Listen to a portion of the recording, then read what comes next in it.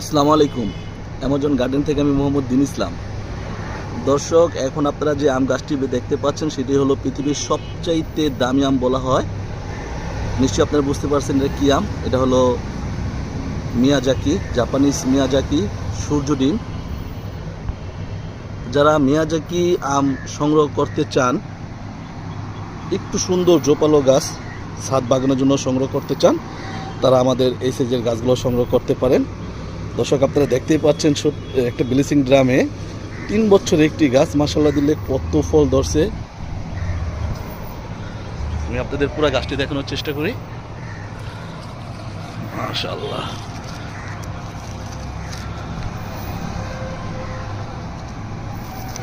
এগুলো যখন পাকার সময় হয় তখন একবার লাল টকটক হয়ে যায়। এবং এই আমটার সবচেয়ে বড় বৈশিষ্ট্যটা হলো এটার একটা ফ্লেভার, যে ফ্লেভারটা আছে